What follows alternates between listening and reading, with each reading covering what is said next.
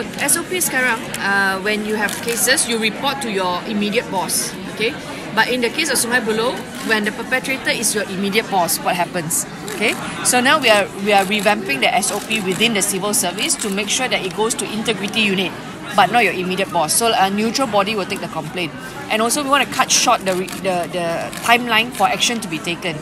Kerana when it's in the workplace, it affects you when you go back to work the next day. Kan? So itu sebab the investigation, semua SOP untuk menyiasat kes gangguan seksual kita kena pendekkan. Kerana usually selalunya sexual harassment adalah di tempat kerja.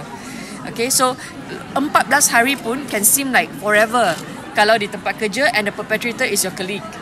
Okay, itu sebab kita kena review SOP ini dan sekarang ini kita sedang kendalikan impact study. Okay, untuk tahu di mana cases-cases ini berlaku kat luar, kerana sekarang adalah berdasarkan aduan yang datang. Okay, tetapi like macam kita kata, mungkin ada banyak kes di mana pengadu tidak berani buat aduan. Okay, so the impact study akan habis bulan Januari. Kemudian kita akan bawa satu draft untuk bincang bersama semua ahli parlimen dan civil society untuk kita tengok sama draft itu. Of course kita lihat model negara lain, tapi model yang sesuai dengan Malaysia. Okay. Dan kerana gangguan seksual ini adalah a subjective matter. So mungkin kepada saya adalah gangguan seksual, for you it's not a gangguan seksual. And how do we resolve this kind of cases based on subjectivity lah. Okay, so kita kena engage banyak lawyers, civil society untuk pastikan bukan saja satu akta yang kita boleh lulus di parlimen tapi tak berkesan, no point.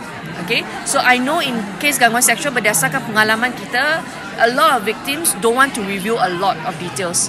And kalau you minta mereka pergi court, that's another problem for them because especially if they already have a keluarga, they will feel that it's not just me, my anak pun malu, okay, suami malu because bila is a, let's say it's a penal code, right?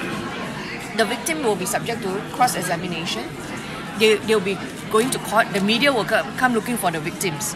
Okay, and how many people want to go through that? So a lot of people will just quietly walk away from the job.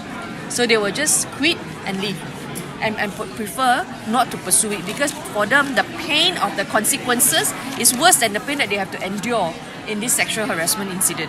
Okay, oleh sebab itu kita kena pastikan akta kita yang kita nak bawa ke parlimen itu adalah satu akta yang berkesan, yang mangsa-mangsa boleh guna. Ya, okay? Baik. Ni una menos, women have issued a call for sexual harassment.